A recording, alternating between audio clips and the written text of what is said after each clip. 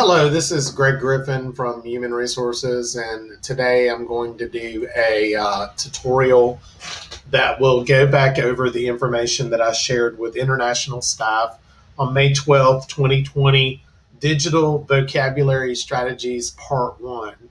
And yesterday we talked about digital picture dictionaries, which I have used in the past in classrooms with kids, and which are a great tool to use to teach vocabulary. And I reminded everyone that for most content, most subjects, other than math, if all you taught was vocabulary, there would be great value. Um, of course, vocabulary matters in math too, but for example, in science, one year I had to do the remediation group for eighth grade science, and uh, not being super experienced in science, I was advised to teach the vocabulary. And so I taught the vocabulary and I hit it very hard.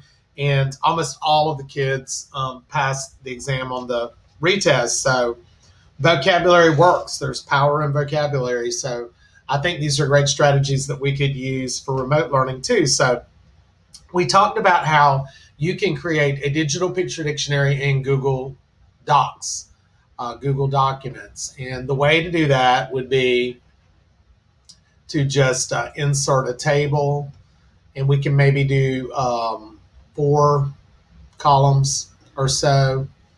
And then we want to format that top row. We're going to center everything, and then we want to put some headers in. In the first column, we'd put the word word. Second column, we would put definition. We want to not have typos though. In the third column, we would put image. And in the fourth column, this is optional. You could just have word definition image, but you could have example if you wanted to, or whatever you want. And then when I hit the tab button, I'm into a new row. So I usually select my header row and kind of color it, fill it in with the paint uh, cup or paint bucket with a different color. Um, maybe this one. And usually for my header, because it's a header, I just want it to look different. I'll usually use bold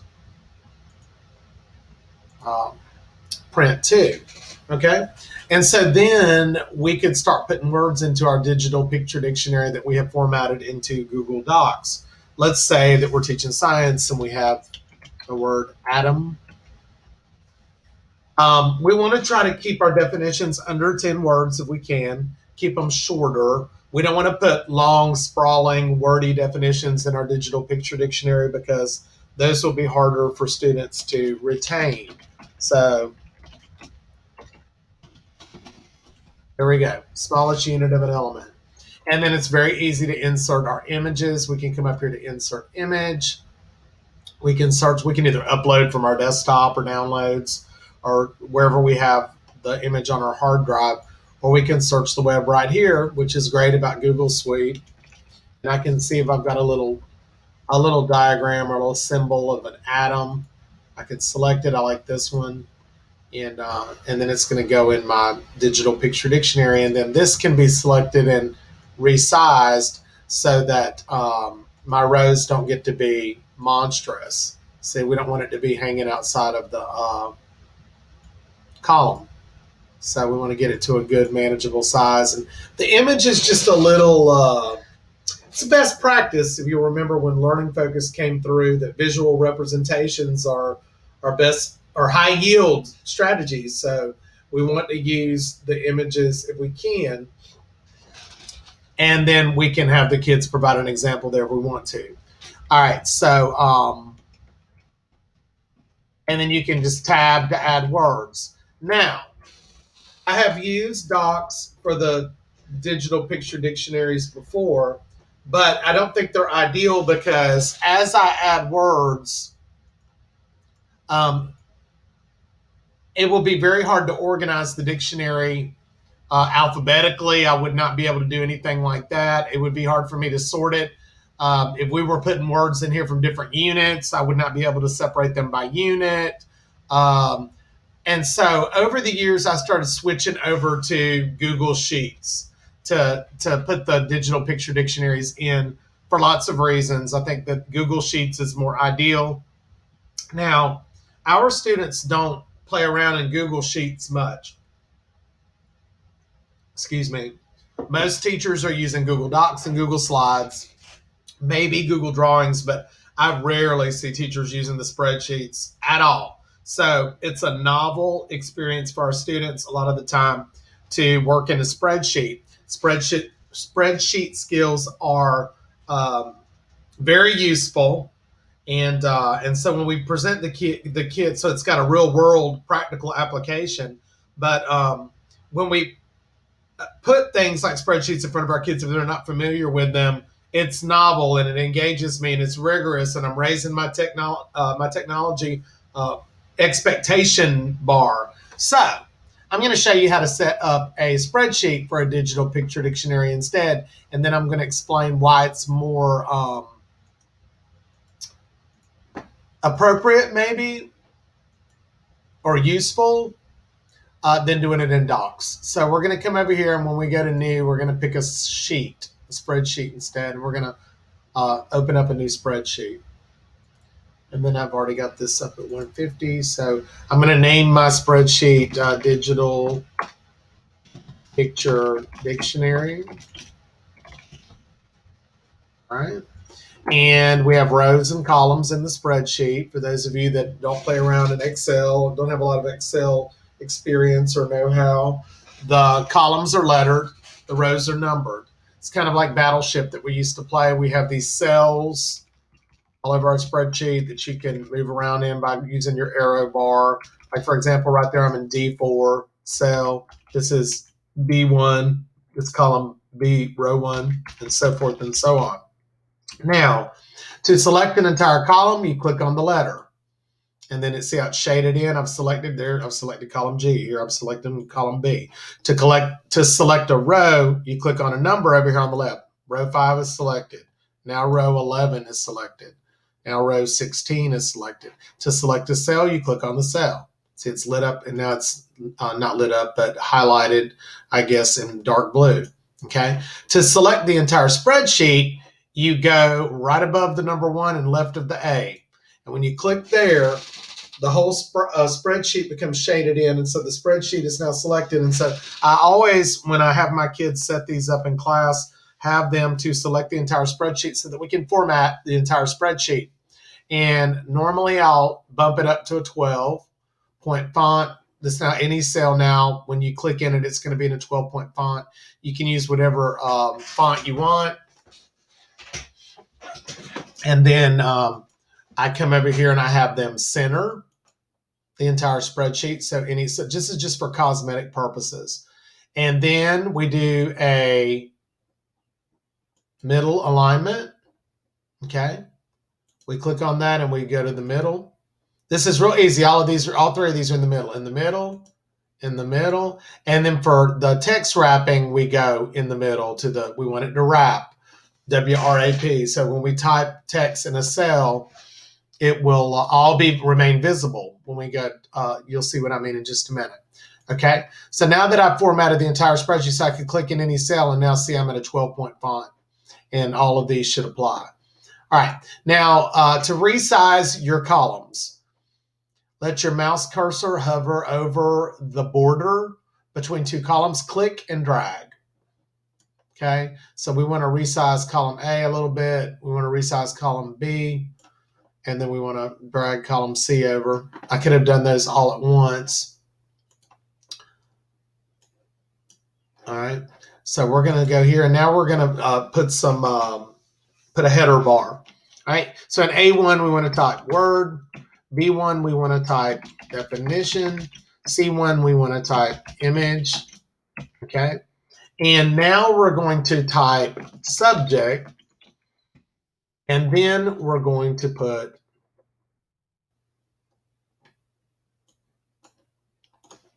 unit. Okay, we can do a lot more with a spreadsheet. All right, and okay, so we've got our header bar in. Now we want to select row 1 only by clicking on the 1. I'm going to use my paint cup. I'm going to come select row 1 only. I'm going to make everything bold.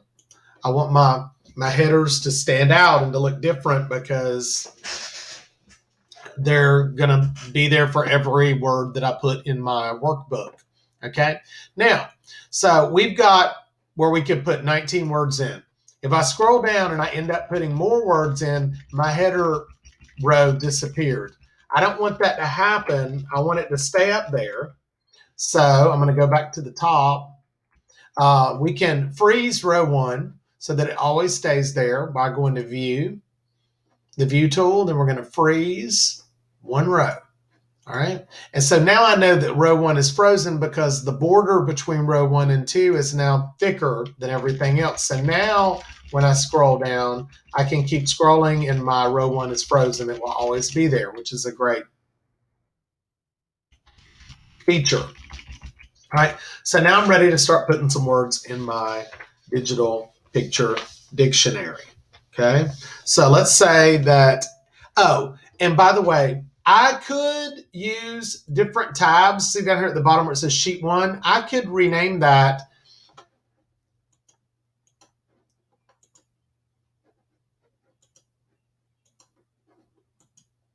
Good grief. I could rename this, like, let's say I was just going to put my social studies words here. I could just keep my social studies words on this tab, and then I could add a tab, and I could format this and then copy and paste it over here. I can select my entire spreadsheet, do Control C, come to sheet 2, click there, select the whole spreadsheet, do a Control V, see? And then I would have, and usually when I do that, I change the bar at the top, so just it helps me differentiate. I put like a different color, and maybe on sheet 2, we could rename this science, and then I could have like a different tab for each subject if you teach more than one subject. Okay, that's one possibility, but I'm going to delete this. That's not what I'm going to show you how to do today. Just wanted you to know that you could do that. We can put all subjects on 1 if we want to. And I'll show you what we can put all subjects on 1 if we want to. Okay, because over here I've got where I'm going to put my subject in my unit. So let's say that my kids are learning about the stock market. This is a term. So I guess word would not always be the best thing up there. You could put term. Depending on what age group you have of kids. Word, term, stock market. All right. And then the definition that I want my kids to know, and I'm kind of cheating with my 10 words or less. This is a financial institution that allows people to buy and sell stocks and bonds. All right, so notice that when you type in the definition, it looks like it's spilling over into another column. But when I hit enter, because we formatted the spreadsheet to wrap text, it wrapped it where it just makes your row wider to accommodate the whole definition so that it looks nicer. Okay, so if you're doing this and your text did not wrap, if it's still spilling over, then you need to go back and you need to reformat your spreadsheet. All right, so now I need an image for stock market. Now this is higher order thinking, and this is processing and all of that good stuff, because now the students have to think, okay, what's the best way for me to show the stock market? And sometimes you can just search for the term and do an image search for the term, and it works nicely, and other times not so much. So at any rate, the best and easiest way to enter the image is to use your insert image feature. It's very important that you do image in cell, image in the cell. Okay, this is a new feature. We used to have to use a complex formula to get the images in the cell. That used to throw kids for a loop, but now they have an easy feature here where we can put the image in the cell, and then we have lots of options. We can upload from our desktop. Maybe we've got an internet URL, an image in our Google Drive, or we can do the ever easy Google image search right here. So if I search for stock market, maybe some of these images will work. It just kind of depends on what I've been talking about in class when I teach what the stock market is, right? So let's see if I can find one that I like. I guess this one will work for me for now. And then I insert it. The image is not the be all end all. It's just something that will help my kids remember what the term is or what the definition is. Now, maybe you're saying that the image is too small. No problem. We can resize row 2 just like we resize the columns by hovering our cursor over the border between 2 rows, clicking and dragging down. And when we do that, our image resizes automatically. It's pretty neat. Okay. And we're going to say this subject is social studies. If I hit the tab key, and the unit for this was the Roaring 20s. Okay. Right. So I'm going to put words from different subjects in the dictionary here. Let's say that in science, let's say I teach everything. In science, my kids are learning about gravity. Okay. And so we need to know what orbit is. We're going to put the circular path of an object as it revolves around another object. Again, I'm not probably going over 1, 2, 3, 4, 5, 6, 7, 8, yeah, a little bit, but around 10, approximately around 10 words. These are kind of big definitions, no bigger than this. I need an orbit image. I'm going to come up here and I'm going to insert an image in the cell. I'm going to just use the image search for all of these. Here's one that looks kid-friendly. That will help me remember what that is. I might want to resize the row. Just kind of depends. The subject is science, and the unit here was gravity. All right. Then we're talking about Industrial Revolution. When we teach the Civil War, the definition here, and I kind of cheated on this and really shrunk it, but that's okay. We just want short bursts in here. When people began using machines to manufacture goods. You might want to add some dates in there. Up to you. That's just a preference. Now, here's an example of a term that maybe if I search for Industrial Revolution, I won't get an image that will work so great. So we want to teach kids to think about like, okay, how could I visually represent this? When I think about Industrial Revolution, I think about factories. So maybe instead of searching for the term, I would want to search for something else. That's processing. That's higher order thinking. And so we can encourage them to do that. And so I'm going to search for a little image of a factory. Here's a little kid-friendly clip art. Okay. And this is also social studies. And this unit is a precursor. That's in the beginning of the Civil War. Okay. All right. And then they might appear in another unit too. And then in ELA, I'm teaching theme. This is the message. We're going to say this is the implied message of a literary work. Right? I'm not going to search for the word theme to represent it. I want my kids to remember that theme is the message of a literary work. So I'm going to come in here and I'm going to insert the image. And I always like to use, because I'm a big 80s kid, a Gen Xer, and New Wave was life, message in a bottle. Yay, the police. Okay, so any of these would probably work. Let's see. Message in a bottle. This will help me remember that theme is the message, right, of a literary work.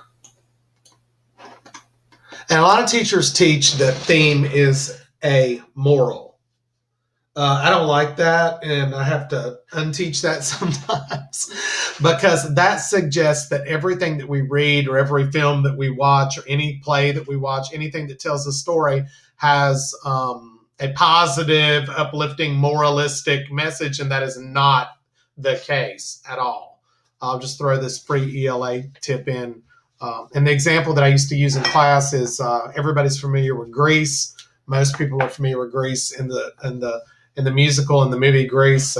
Sandy changes so that she can get her boyfriend to like her and be with her, and she starts smoking and wearing tight leather pants. And it's a fun story and everything, but what does that suggest? Well, the message there is that if we change to be like other people, that we can be romantically happy. And I'm not sure that that's much of a moral. It's more immoral or amoral for sure. So anyway, that's just a free ELA tidbit. So this is ELA, and the unit here, we might say that this is elements of fiction. Okay. All right, and then let's say we're going to put two more real quick. Also in ELA, I might be teaching simile. This is a comparison that uses like or as. Again, I'm probably not going to search for the word simile, but I will search for the word comparison. Oh, I like this, apples and oranges. That will help my kids remember comparison. Okay. And this was ELA, and this was, maybe this was like poetic devices or figurative language unit. Okay. Or literary terms. Those could both be the same. And then finally, I have mass for science again. And this was the amount of matter in an object. Have a picture real quick. Images in the cell. Do a Google image search. Mass. I like this. It's like something the coyote would try to drop on the roadrunner or vice versa. And this is science. And we're going to say that this was also in the gravity unit. Okay. And we could just keep putting words and putting words and putting words and putting words. And that's the spreadsheet gives us a lot more flexibility than the document ever will. And one thing that I really like about the spreadsheet is that, like, let's say that one day that I end my lesson 20 minutes early, and I'm like, oh man, what are my kids going to do? They're going to drive me crazy. We can say, okay, everybody, get out your digital picture dictionary workbook, and we can keep adding columns. So we can come over here and we can say, go to column F. We're going to add a new header. I want you to do a second image, and I want it to be very different from the first one. So that they have to, now, wouldn't that be hot? Higher order thinking to go back and say, oh, I can't use this easy one that Google gave me. Now I've got to rethink it and really sit here, and I got to revisit that definition, right? And think about another way that I can give myself a reminding image for this word. So, and that would keep them busy for 20 minutes as they went through and tried to, depending on how many words that you had in here. And I could say, okay, guys, go to column G. We're going to add an example. Give me a link to a news story that relates to it. You could just keep, the possibilities are endless. Okay. So that's why the workbook is so great. Now, going back to how the workbook is easier to organize. And remember I said that with the document, I could put words in here, but they would never be in alphabetical order. Well, I can put these words in alphabetical order quite easily. I would just need to select column A. Okay, and I go to my data tool and I do sort sheet. We want to sort the entire sheet because when I move the words, I want everything in the row with that word to go with it. So we're going to sort the sheet by column A to Z. And now my words are in alphabetical order. See? Nice. And we did not put them in alphabetical order in there. And everything is with the Industrial Revolution images with it. Mass images with it. Orbit definition images all. So that's a nice feature in a way that we can, maybe there would be a benefit in having your words in alphabetical order. I don't know. It would be easier to find them when you scroll through the sheet. Okay. But the other benefit, if I decide to use, and maybe you have a tab for social studies, but you still want to divide the words by unit. When you put the word in, you want to identify the unit. Okay. Well, we can put a filter on certain columns to sort it that way. So let's say that I wanted to sort by subject. I would select my column D because that's my subject column, and I can go to data, create a filter. Okay. I could do the same thing for column E if I want to.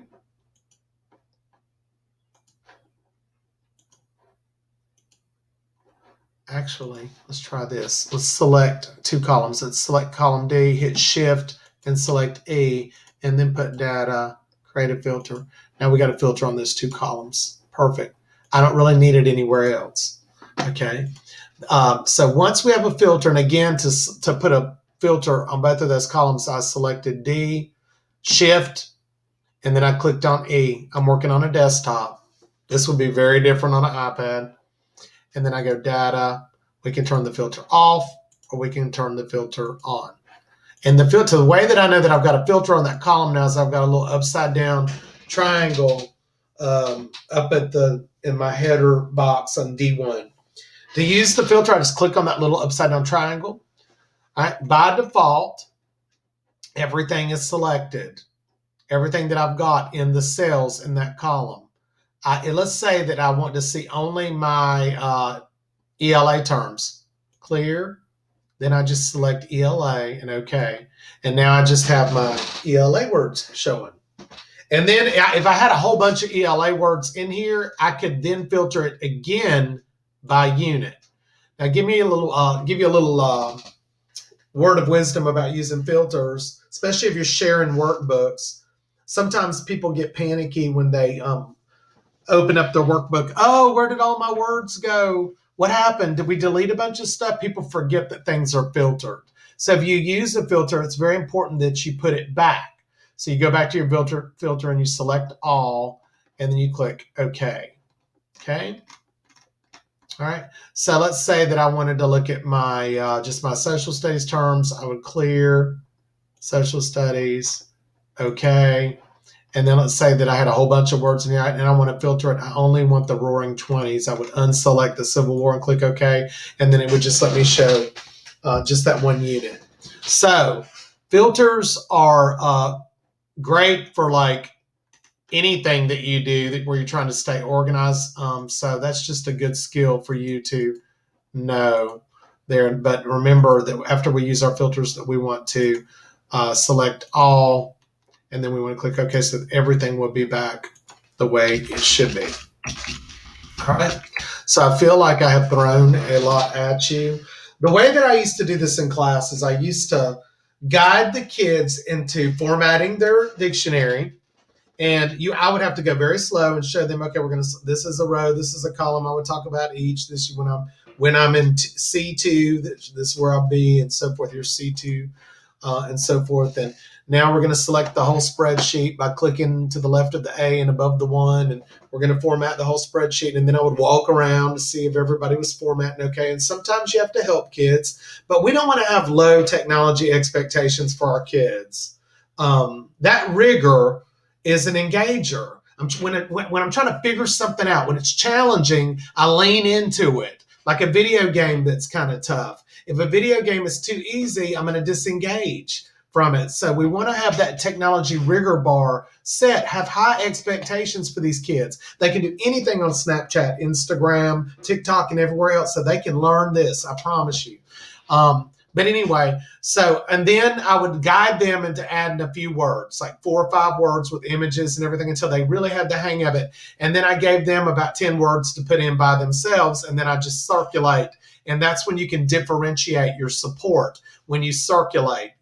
Some of them that are bright, that are tech savvy, will run with it. Others will need you to come over and help them, and that's okay, because then you're differentiating.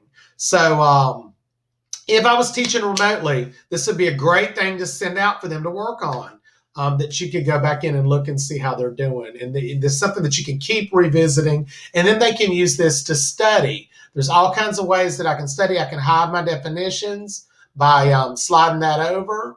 See? I can hide my definitions, and I can say Industrial Revolution, and then, so there's lots of different ways that I can do this. And or I could black out column B. See, and I could study, and then later on I could come back over here and I could reset it to see if I was right. And then when I'm done, I can come back over here and I can fix it back to the way it's supposed to be. All right, we're going to reset this. And then, so there's just all kinds of things that you can do with this digital picture dictionary. I think it's really neat. The spreadsheet skills is global. I mean, that's a global skill. And so we're doing a real world skill. Spreadsheet skills are valuable in the workforce. So I think there's all kinds of benefits to using the digital picture dictionary in spreadsheets. So that's all I've got for you right now. If there's anything I can assist you with, please let me know, and have a great day.